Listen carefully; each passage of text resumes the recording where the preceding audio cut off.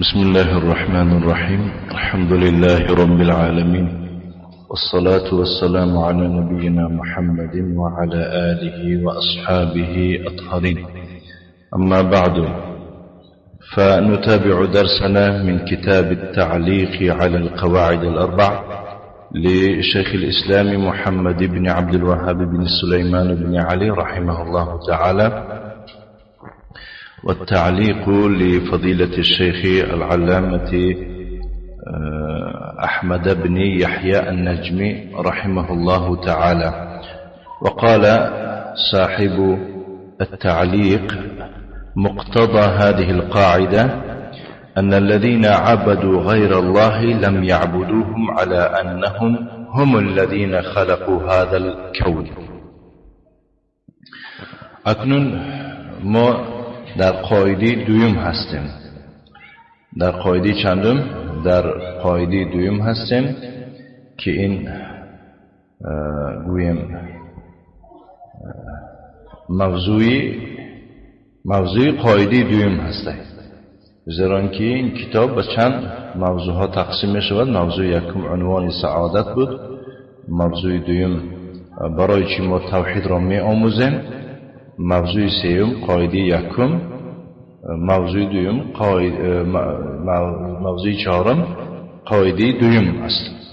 ما قاعده دویم را در درس گذشته اندک باشد هم گفته گذاشتیم. شارح می‌فرماید که مقتضای این قاعده چیست؟ یعنی این قاعده را ما خواندیم درباره شفاعت رفته شده است که این دعوای کافرهایی که در قاعده یکم فهمون که ویها پیغمبر علیه السلام جنگی قبول نکرد نوع توحید اونها را، زیرا که ویها اعتراف میکردن فقط کدوم نوع توحید ربوبیت اعتراف میکردن.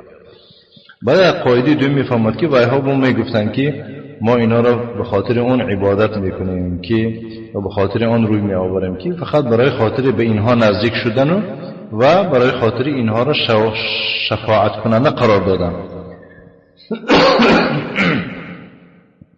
اکنون صاحب شرح میفرماید که مقتضى هذه القاعده، مقتضای این قاعده چیست؟ میدونی معنی مقتضا چی است؟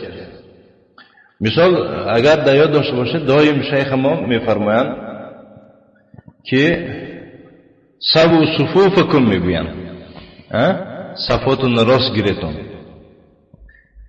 این همه نفهمیدنش ممکن، همه ندانستنش ممکن، همه میشنود ولی همه نمیفهمد چی گفته شده است. بعد برای دیگران فهمند، یعنی نفهمیدگان فهمند، گفته چی میگوید؟ مقتضى تسویت الصفوف المنکب بالمنکب والقدم بالقدم. فهمیدید؟ یعنی مقتضای صف راست کنید یا که صف راست گرفتن از آن عبارت است که کتف به کتف و قدم به قدم گذاشته شود. یعنی سبو صفوفکم گفتن این جمله کوتاه هست. وقتی که شیخ میفرمایند که مقتضا تسویت الصف یعنی تفسیری یا که شرح صف راست گرفتن از آن عبارت است که کتف به کتف است و قدم به قدم. این معناش چی میشه است؟ صف راست گرفتن. فهمیدید؟ اکنون این دویم قاعده شیخ میفهمد که مقتضای این قاعده چیست؟ یعنی تفسیر این قاعده چیست؟ این قاعده رو ما از یاد کردیم، فهمیدیم. خب خلاصه یا که شرح این قاعده چیست؟ شرح این قاعده از آن عبارت است که الذين عبدوا غیر الله، اونهایی که غیر الله را عبادت میکردن، کو همون کافرها مشرکان، ویها را عبادت نمیکردن، على انهم هم الذين خلقوا هذا الكون، به اون مقصد که ویها دنیا را آفریدن. فهمیدید؟ یعنی ویها بتها را عبادت نمیکردن به خاطر اون که اینا دنیا را آفریدن، یعنی به خاطر این که ویها اعتقاد هم نداشتن که این بتها دنیا را راست کرده است. فهمیدید؟ و هم الذين رزقوا من فيه، همین ها هستند که در دنیا بودگی اشخاص را رزق و روزه داده ایستادند. نه، برای این نه و هم الذین احیوا الاحیاء، یعنی زنده ها را زنده کردگی هم، و اماتوا الموت، مرده ها را میمیرانند. ولا انهم هم الذين ينزلون الغيث من السماء، و نه اینکه اونها کسانی هستند که باران را از آسمان میبارانند. او انهم هم الذين ينبتون النبات من الارض، یا همونها هستند که گیاه ها را از زمین میرویانند. کل ذلك ما كانوا يعتقدون، همه این اعتقاد نداشته بودند. فهمیدید؟ خودی که من شما اعتقاد چون اعتقاد دارم که هم خلاص که این بت‌ها اون کار این چیزای نمبر کرده نمیکنن، و اینا همه خیلی اعتقاد میکردن. انهم يتصورون فيه يتصرفون فيه، خلاص كل ذلك ما كانوا يعتقدون انهم يتصرفون فيه، همه اینها را اعتقاد نداشته بودن که در دنیا همینها را این بت‌ها تصرف میکنن، یعنی که چی انجام میدهند. ولكن كان قولهم و حجتهم، اگر پرسن شد بعد میدونید همینه که اینها زنده نکردن، اینها روزی نمیدهند، اینها زنده نمیگردانند، اینها نمیمیرانند، اینها باران نمیبارانند، اینها گیاه نمیرویانند، بس چرا اینا رو عبادت میکنید؟ حجتتون چیست؟ چی گپ میزنه در این مسئله؟ شیخ میفرماد که ولكن كان قولهم و حجتهم، ولی سخن ایشان و حجت اونها از این عبارت بود که انهم عبدوهم من اجل ان يشفعوا لهم عند الله. فهمیدید؟ وقتی که سوال شما میشه بس چرا اینا رو عبادت میکنید، سخنشون حجتشون از اون عبارت است که ایشان ویها را عبادت میکردن به خاطر اینکه ویها را در پیش الله شفاعت بکنن. فهمیدید؟ به خاطر همین حیث قال، اونجا که گفتن ما نعبدهم الا لیقربونا الى الله زلفا، ما ویها را عبادت نمی کنیم مگر به خاطر اینکه ما را به الله نزدیک بکنن، یعنی شفاعت شده ما را به الله چکار کنن؟ زلفا نزدیک بکنن. و حیث قال و گفتن آنجا و یقولون هؤلاء شفعاؤنا عند الله، یعنی همین کافرها چی میگفتن؟ میگفتن که اینها، یعنی اشاره به کس و بتها، اینها ماها را شفاعت کنندن در پیش الله میگن. سوره یونس. فما كان احد منهم يعتقد ان تلك الآلهة تخلق او ترزق او تحيي او تميت، كل ذلك لم يكن. فما كان احد منهم، یگان مشرک میگود، یگان مشرک ما كان يعتقد، اعتقاد نداشته بود که این الهها، این معبودان می آفرند، روزی می دهند، زنده می گردانند، می میرانند. کل ذلك لم يكن، همه اینها نبود از اون. فهمیده؟ کدام کافر میپرسید که همینا این چیز درست کردن میتونن؟ نمیتونن. گیاه رویاندن میتونن؟ نمیتونن. دنیا رو آفریدن؟ نه آفریدن. نگاه.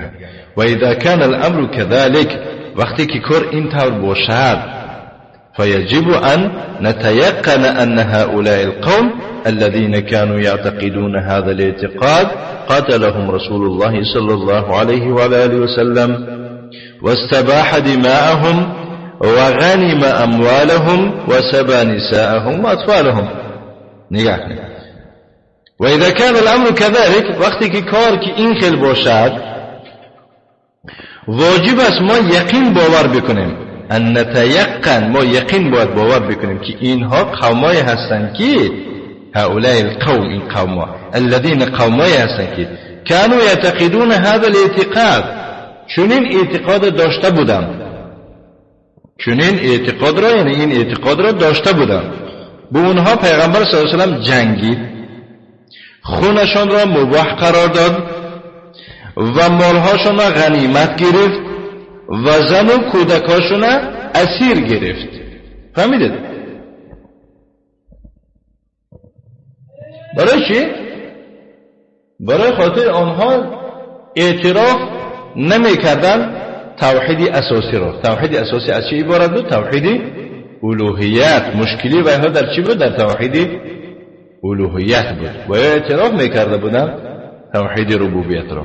اذا علمنا ذلك، وقتی که ما همین نقطه اساسی را دانیم، علمنا أن من كان في هذا الزمان يعبد غير الله ويزعم أن فيه الولاية التي تجعله مقربا إلى الله أكثر من غيره. وقتی که ما همین نقطه اساسی رو دانیم، بعد میدانیم که من کان فی هذا الزمان، اون کسانی را که در این دور زمانی ما هستند که عبادت میکنند غیر الله را، قبر پرستی میکند، مزار پرستی میکند، ایشان پرستی میکند، خوجه پرستی میکند، حسن پرستی و حسین پرستی و علی پرستی میکند کو. با اینا رو میدونیم. و یزعم ان فیه الولایه، در وی ولایت را گمان میکند. در وی چرا قرار میدهد گمان میکند؟ ولایت را منه چه؟ یعنی این بود همطور هم باشد میگود که این ولایت دارد، این رهبریت دارد میگود. این دنیا را همون پیران نگه داشتی انسانی میگود. این قطبه ها هستن، مخصوص قطبه هستن، همین ها یعنی که کنترل مینم. اما هوای تجعله مقربا الى الله، انسان چکار میکند؟ مقرب به الله میکند. اکثر من غیری، اگر این دور زمان بینه میگه از دور پیش رو دیده بسیارش دیگه. و ان الله لا يرد له شفاعة ولا يرفض له طلبا من اعتقد ذلك فإنه يعتبر مشركا شركا أكبر مخرجا من الملة. وأن الله لا يرد له شفاعة ولا يرفض له طلبا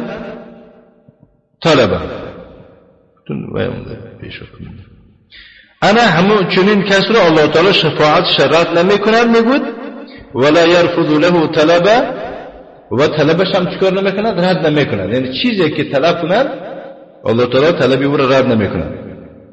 خب اکنون شیخ میگه اونجا باید نقطه باشه بعد از طلب. من اعتقد ذلك، شیخ میفرماید که کسی اعتقاد این داشته باشد فانه یعتبر مشرکا، این کس را همچون مشرک اعتبار داده می شود. شرکا اکبر، شرکی مدنه، شرکی کلان کرده است که مخرجا من المله، این نوع شرک از ملت اسلام می برود. علما بان الشفاعه تنقسم على قسمین، هر جا که مثل بیاد میشه که علما با معنی چی میشه؟ دانسته شود، یا که دانسته می شود که، یا که باید دانسته شود که شفاعت به دو قسم تقسیم می شود. باید دانسته شود که شفاعت به دو قسم تقسیم می شود. شفاعت منفیه و شفاعت مثبته. اینها.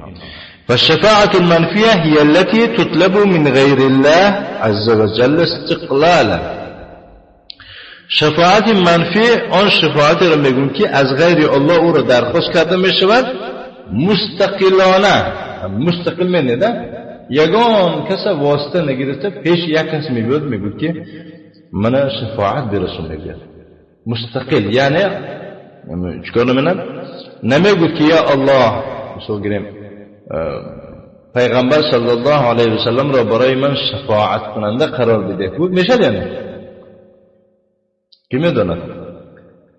اگر یک کس دعا کند بود که ای الله محمد صلی الله علیه و آله و سلم را برای من شفاعت کننده قرار بده، میشه دیگه؟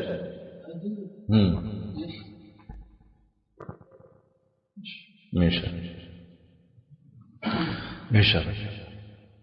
یعنی که در این دنیا نگفته ده که من میدونم که من یعنی دعا کند گسلش کن بعد کدامش نمیشه.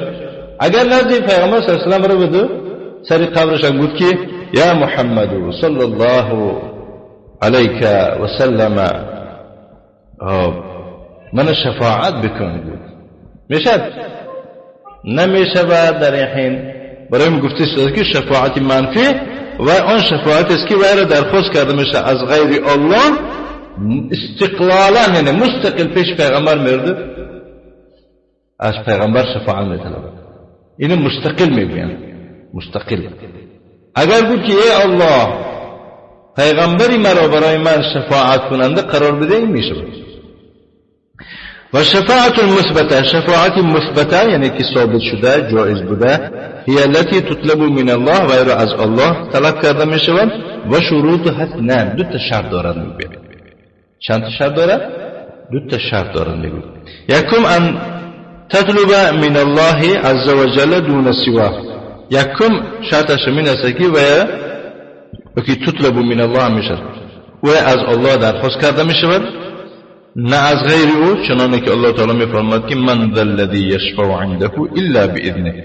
یگان کس شفاعت رسوندن نمیتواند در پیشگاه الله مگر به اجازه او.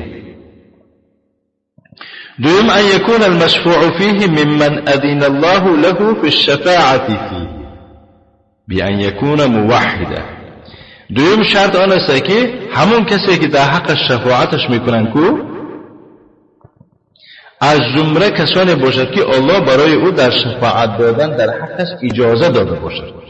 یعنی که برای پیغمبر صلی الله علیه و اجازه داد، با میبیند که کرا شفاعت کردنی هست، همون کسم اجازت باید باشه از جانب الله. بیان یکون موحدا، به شرطی که کرا الله تعالی اجازه میدهد که در حق این شفاعت بکن ای محمد، یا که صلی الله علیه و سلم، کسی که موحد باشد.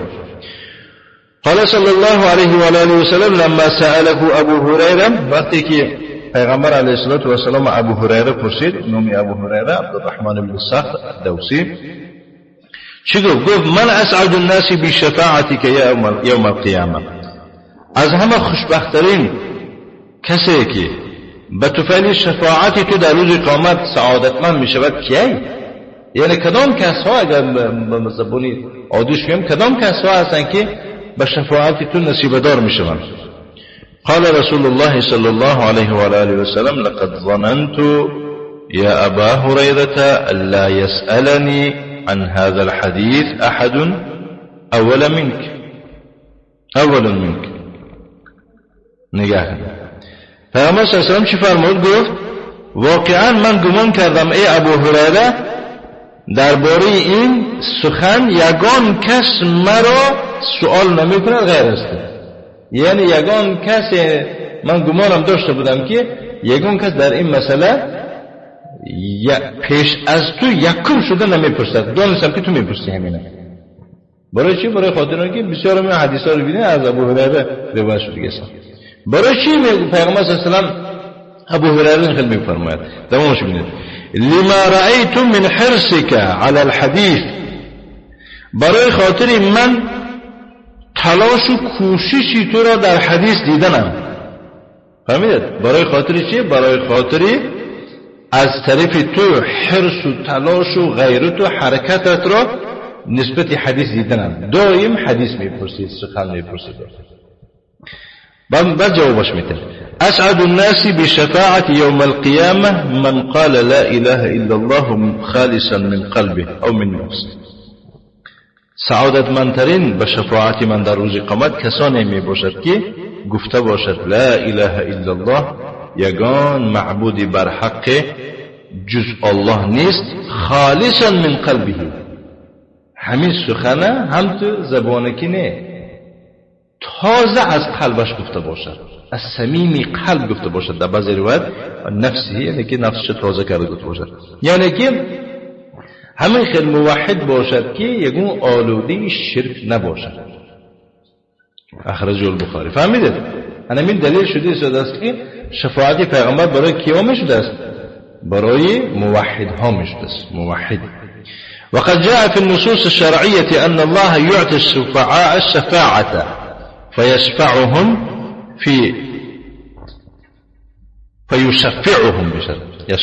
يشفعهم في أقوام قد صاروا حمما.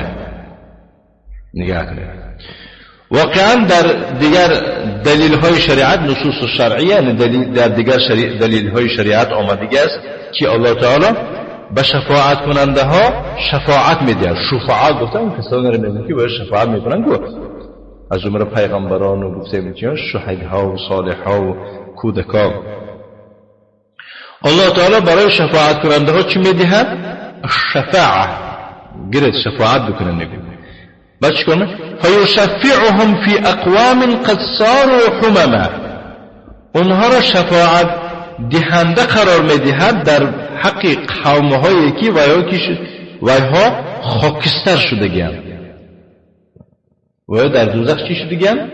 قریب که خاکستر خاکستر نگو گویم چی لخچه شدگی لخچه میگن شما هم با معنی سنگی که سر شدگی انا همین خیل شدگی اصلا الله تعالی اجازه میده که همین ها رو چیکار کنه میگو چیکار کنه شفاعتشون میکنه این گوشه که فیشفعهم اونها را شفاعت کننده قرار میده اون شفاعت کننده ها را فی اقوام در حق قومی که قد صاروا حمما و یا چی شدگی لخچه شدگی اصلا لخچه فیخرجونهم من النار و اینها را از دوزخ میبرارن و اینها را همین شفاعت کننده ها به اجازه الله از دوزخ میبرارنشون ثم یدخلونهم الجنه بعد از آن و اینها را به جنت میدرارن و یدعونهم و حالاشون بدونید که حالای و یدعونهم على نهر الحیات اونها را در آب حیات تر میکنن اونها را در آب چی؟